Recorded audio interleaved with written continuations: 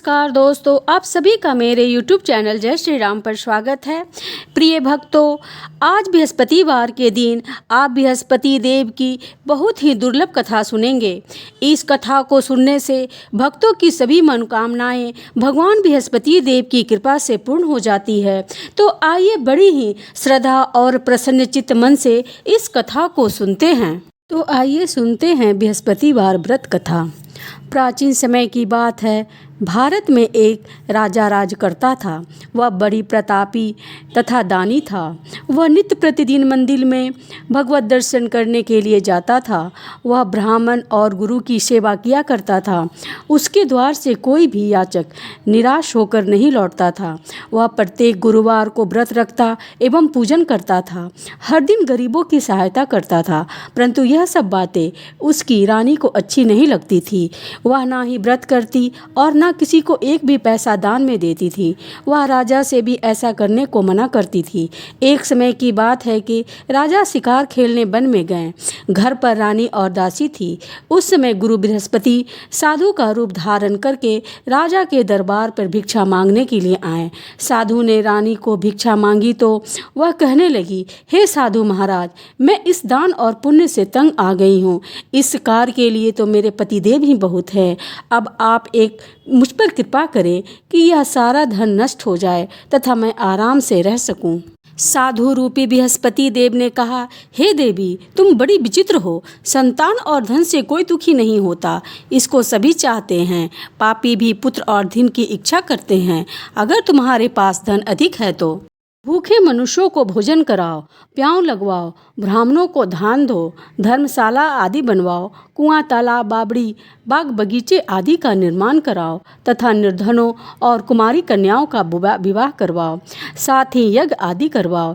इस प्रकार के कर्मों से आपके कुल और आपका नाम प्रलोक में सार्थक होगा एवं स्वर्ग की प्राप्ति होगी। परंतु रानी साधु की इस बातों से खुश नहीं हुई। उसने कहा, हे साधु महाराज, मुझे ऐसी धन की आवश्यकता नहीं जिसको मैं अन्य लोगों को दान दूं तथा जिसको रखने और संभालने में मेरा सारा समय ही नष्ट हो जाए। साधु ने कहा, हे देवी, यदि तुम्हारी ऐसी इच्छा है तो जैसा मैं तुम्हें बताता हूँ तुम वैसा ही करना।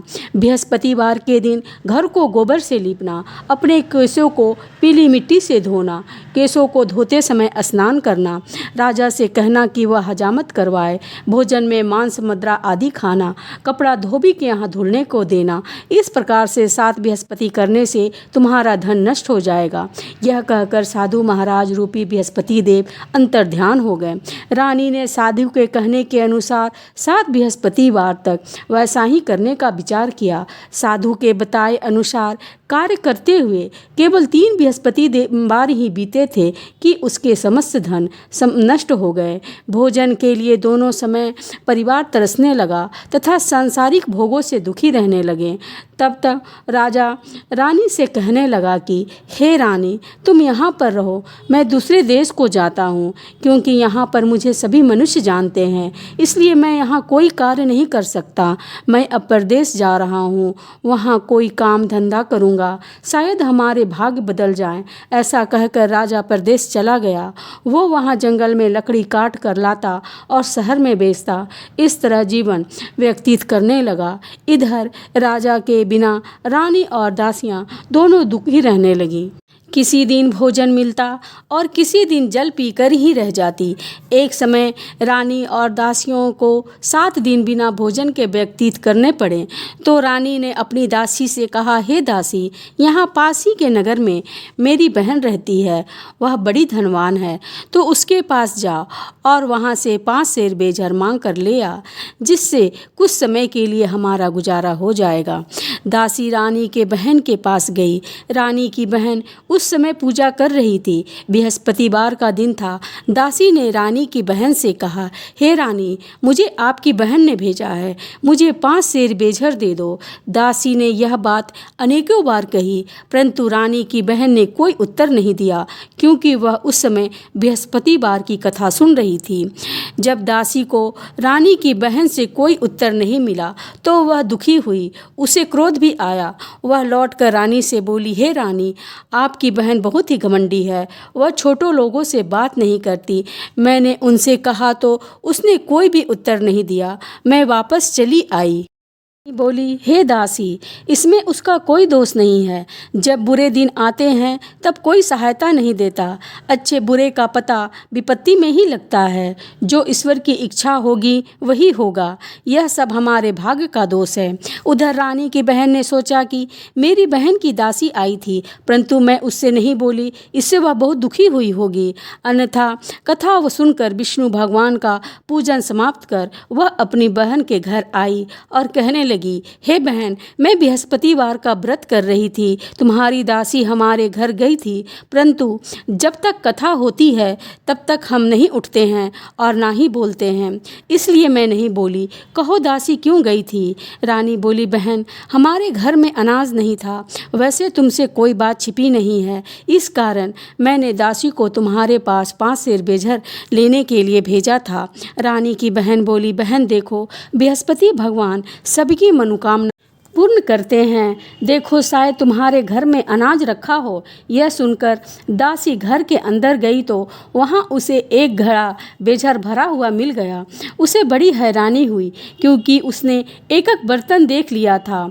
उसने बाहर आकर रानी को बताया। दासी अपनी रानी से कहने लगी, हे रानी, देखो, वैसे हमको जब अन्न नहीं मिलता है तो हम रोज ही व्रत करते हैं। अगर इससे हम व्रत की विधि पूछ लिया जाए तो हम भी व्रत किया करेंगे। रानी कहने पर दासी ने अपनी बहन से बृहस्पतिवार व्रत के बारे में पूछा। उसकी बहन ने बताया, हे रानी, देखो, वैसे हमको जब अन्न नहीं मिलता है तो हम रोज ही व्रत करते हैं। अगर इनसे व्रत की विधि पूछ ली जाए और कथा पूछ ली जाए तो हम भी इस व्रत को करेंगे। दासी के कहने पर रानी ने अपनी बहन से बृहस्पतिवार व्रत के बारे में पूछा।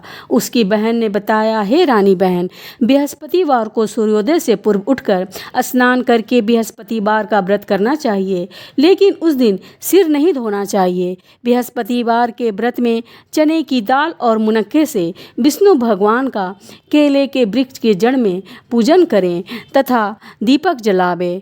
उस दिन एक ही समय भोजन करें। भोजन पीले खाद्य पदार्थों का करें तथा कथा सुने। इस प्रकार करने से गुरु भगवान प्रसन्न होते हैं, अन्न पुत्र धन देते हैं, मनोकामना पूर्ण करते हैं। व्रत और पूजन की विधि बताकर रानी की बहन चली गई। रानी और दासी दोनों ने निश्चय किया कि वे बृहस्पति देव भगवान का पूजन जरूर करेंगी। 7 दिन बाद जब बृहस्पतिवार आया तो उन्होंने व्रत रखा। घुड़सार से जाकर चना और गुड़ बीन लाई तथा उसके दाल से केले की जड़ में पूजन विष्णु भगवान का पूजन किया। जब भोजन पीला कहाँ से आए? दोनों बड़ी दुखी हुई, परंतु उन्होंने व्रत किया था, इस कारण बृहस्पति देव भगवान प्रसन्न थे।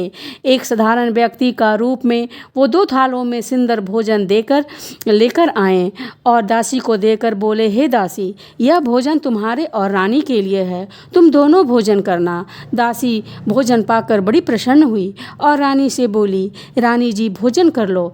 रानी को भोजन के आने के बारे में कुछ पता नहीं था, इसलिए वह दासी से बोली, जा तू ही भोजन कर ले, क्योंकि तू ही हमारी व्यर्थ में हंसी उड़ा रही है। दासी बोली, एक व्यक्ति भोजन दे गया है। रानी कहने लगी, वो भोजन तुम्हारे लिए ही दे गया है, तू ही भोजन कर। दासी ने कहा, वह व्यक्ति हम दोनों के लिए 2 थालों में भोजन दे गया है, इसलिए मैं और आप दोनों ही साथ साथ भोजन करेंगे। फिर दोनों ने गुरु भगवान को नमस्कार कर भोजन प्रारंभ किया। उसके बाद से वह प्रत्येक बृहस्पतिवार को गुरु भगवान का व्रत और पूजन करने लगी। बृहस्पति भगवान की कृपा से उसके पास धन हो गया, परंतु रानी फिर से इसी तरह आलस्य करने लगी। तब दासी बोली, देखो रानी, तुम पहले भी इसी प्रकार आलस्य करती थी, तुम्हें धन के रखने में कष्ट होता था, इस कारण सभी धन नष्ट हो गया। अब गुरु भगवान की कृपा से धन मिला है तो फिर तुम्हें आलस्य होता है। बड़ी मुश्किलों के बाद हमने यह धन पाया है, इसलिए इसे दान पुण्य करना चाहिए। तुम भूखे मनुष्यों को भोजन कराओ, प्याऊ लगवाओ, ब्राह्मण ब्राह्मणों को दान दो, कुआं तालाब बावड़ी आदि का निर्माण करवाओ, मंदिर पाठशाला बनवाओ, दान दो, कुमारी कन्याओं का विवाह करवाओ, धन को शुभ कार्यों में खर्च करो, जिससे तुम्हारे कुल का यश बढ़े तथा स्वर्ग प्राप्त हो और पितृ प्रसन्न हो। दासी की बात को मानकर रानी ने इसी प्रकार के कर्मों को करना प्रारंभ किया, जिससे उसका काफ़ी यश फैलने लगा। एक दिन रानी और दासी आपस में विचार करने लगी कि ना जाने राजा किस दशा में होंगे, उनकी कोई खोज खबर नहीं है।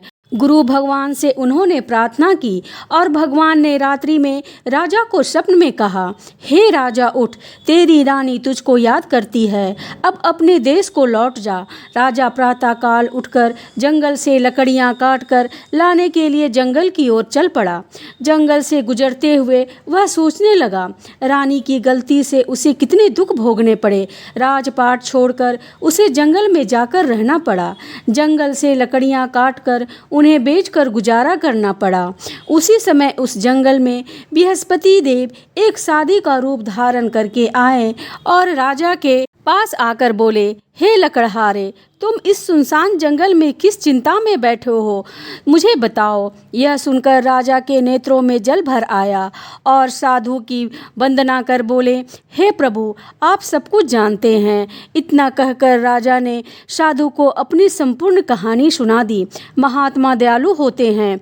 वे राजा से बोले, हे राजा, तुम्हारी पत्नी ने बृहस्पति देव के प्रति अपराध किया था, जिसके कारण तुम्हारी यह दशा हुई। अब तुम किसी प्रकार की चिंता मत करो, भगवान तुम्हें पहले से भी अधिक धन देंगे। देखो, तुम्हारी पत्नी ने बृहस्पतिवार का व्रत करना प्रारंभ कर दिया है।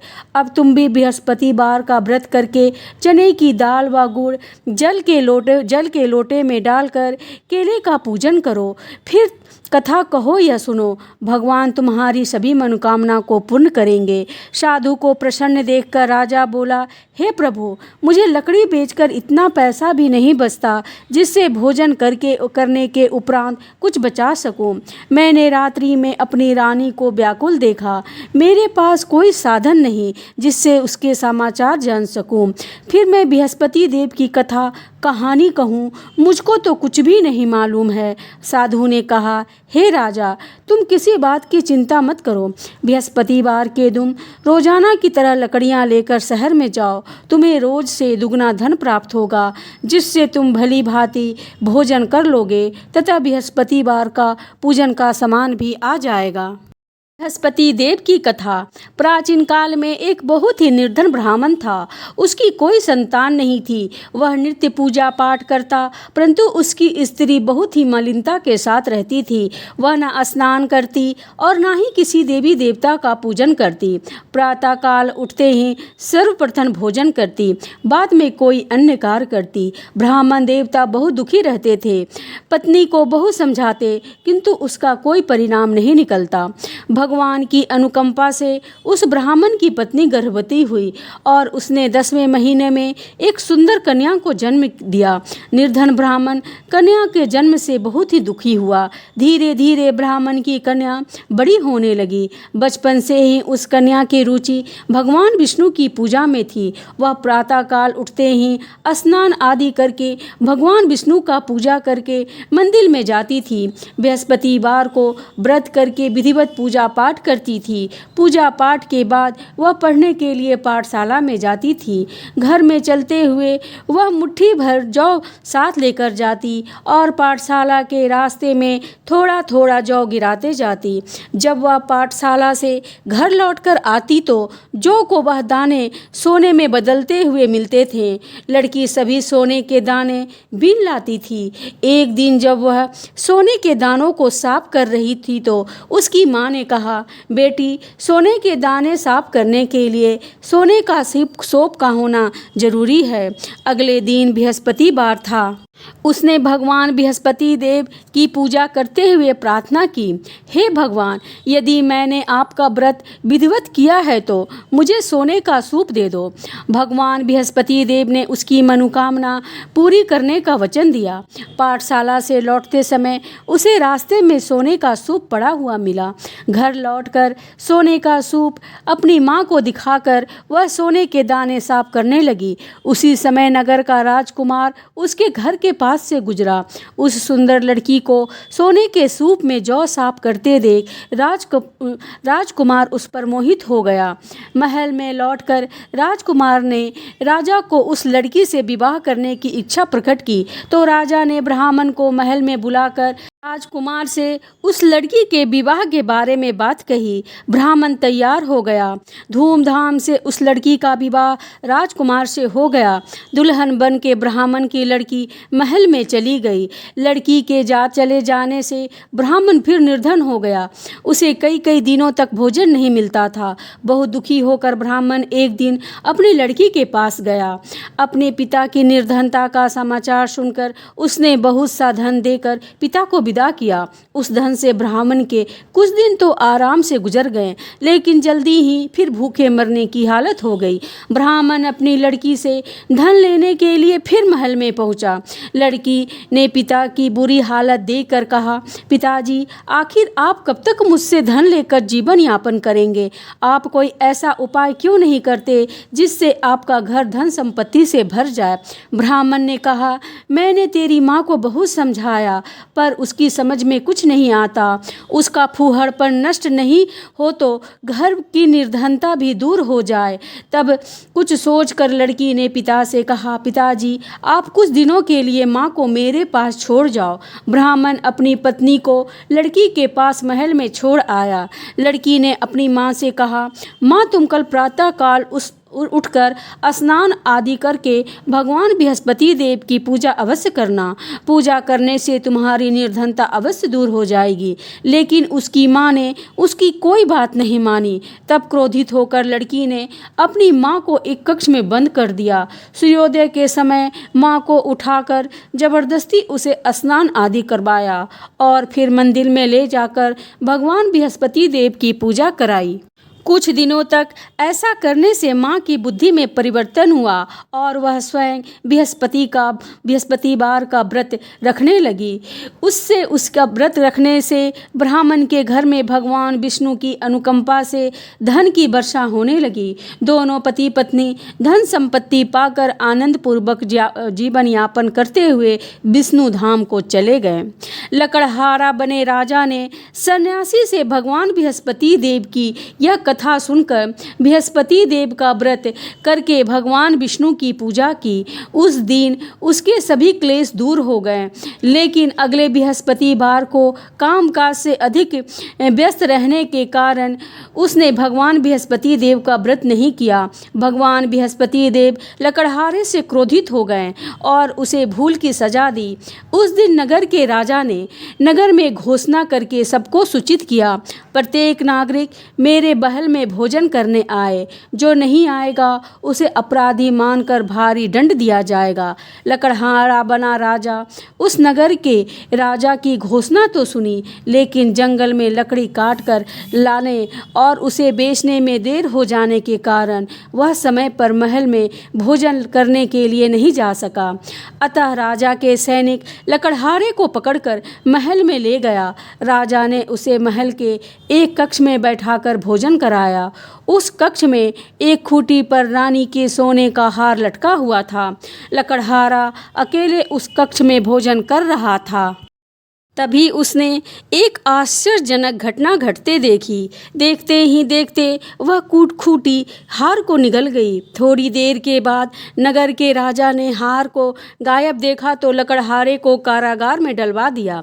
लकड़हारा मन ही मन अपने भाग को कोसने लगा। तभी उसे जंगल में मिले सन्यासी का स्मरण हो गया। थोड़ी देर में भगवान बृहस्पति देव सन्यासी के रूप में उसके सामने प्रकट हुए और कहा, हे लकड़हारे, तूने भगवान बृहस्पति देव की पूजा नहीं की, इसी कारण तुझे कष्ट हुआ है। लेकिन अब चिंता मत करो, बृहस्पतिवार के दिन कारागार के दरवाजे पर तुम्हें कुछ पैसे पड़े हुए मिलेंगे। उन पैसों से भगवान बृहस्पति देव का व्रत करके उनकी पूजा करोगे तो तुम्हारे सब दुख नष्ट हो जाएंगे। बृहस्पति देव के दिन दरवाजे पर पड़े मिले पैसे से चने और गुड़ मंगवाकर लकड़हारे ने बृहस्पतिवार की कथा कही तो और भगवान बृहस्पति देव ने प्रसन्न होकर उस नगर के राजा को स्वप्न में लकड़हारे को कारागार से मुक्त कराने को कहा। सुबह राजा ने अपने कक्ष में आकर देखा तो खूंटी पर रानी का हार मिल गया।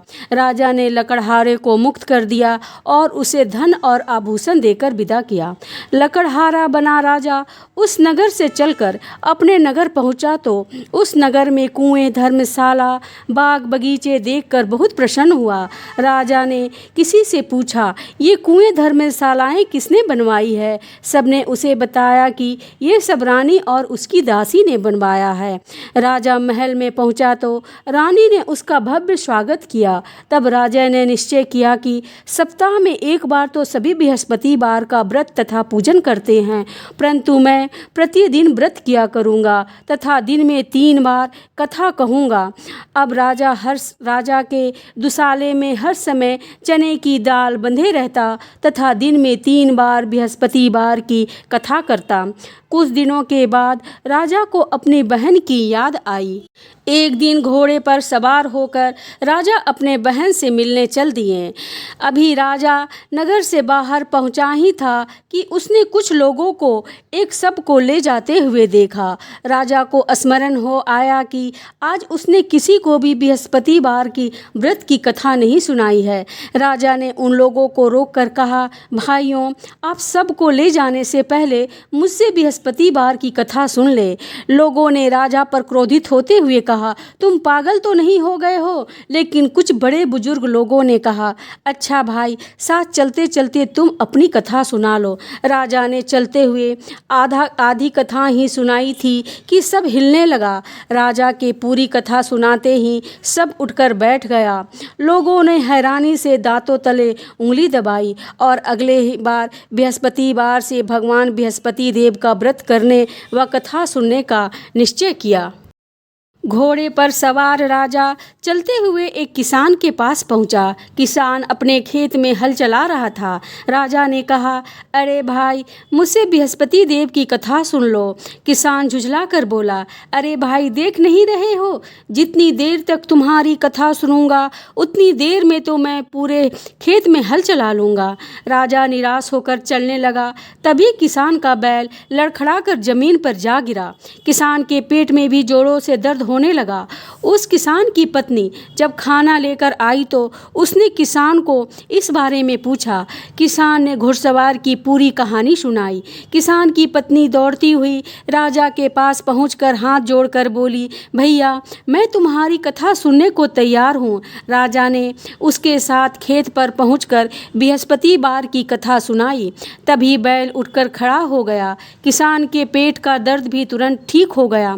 राजा अपनी बहन के घर पहुंचा तो उसकी बहन बहुत भगत हुई। अगले दिन सुबह उठकर राजा ने देखा घर के सभी लोग भोजन कर रहे हैं।